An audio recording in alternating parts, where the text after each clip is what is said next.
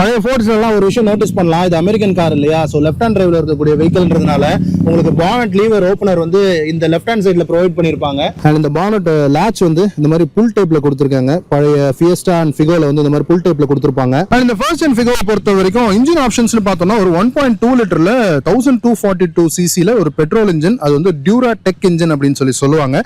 So அது வந்து உங்களுக்கு 71 ஹார்ஸ் பவரும் 102 நியூட்டன் மீட்டர் டார்க்கும் பவர் அவுட்புட் ப்ரொடியூஸ் பண்ணும். நான் ஏற்கனவே சொன்ன மாதிரி தான் ஹேட்ச்பேக்ல டீசல் வாங்குறதுன்றது அந்த டைம்ல இருந்த ஒரு பெர்ஃபெக்ட்டான ட்ரெண்ட். ஸோ இந்த ஃபிகோக்கு பெர்ஃபெக்ட்டான இன்ஜின் அப்படின்னு பார்த்தோம்னா இந்த டீசல் இன்ஜின் தான் சொல்லணும். ஸோ இதுல இருக்கிறது ஒரு 1.4 litre 1398 CC diesel engine. So இதை ஃபோர்ட் வந்து டியூரா டார்க் இன்ஜின் அப்படின்னு சொல்லி கூப்பிட்டாங்க. ஸோ இதனுடைய பவர் அவுட்புட்னு பார்த்தோம்னா 69 ஹார்ஸ் பவரும் 160 நியூட்டன் மீட்டர் டார்க்கும் ப்ரொடியூஸ் பண்ணும். என்னடா 69 ஹார்ஸ் பவர் அப்படிங்கிறது பவர் கம்மியா இருக்கே அப்படின்னு உங்களுக்கு தோணலாம். இதுல இருக்கக்கூடிய நம்பருக்கும் நீங்க டிரைவ் பண்ணும்போது கிடைக்கிற ஃபீலுக்கும் உங்களால அந்த டிஃபரன்ஸ் அப்படிங்கறத உணர முடியும். அண்ட் பெட்ரோல் டீசல் ரெண்டுத்துலயுமே உங்களுக்கு வந்து 5 ஸ்பீட் மேனுவல் கியர் பாக்ஸ் மட்டும் தான் ப்ரொவைட் பண்ணியிருந்தாங்க.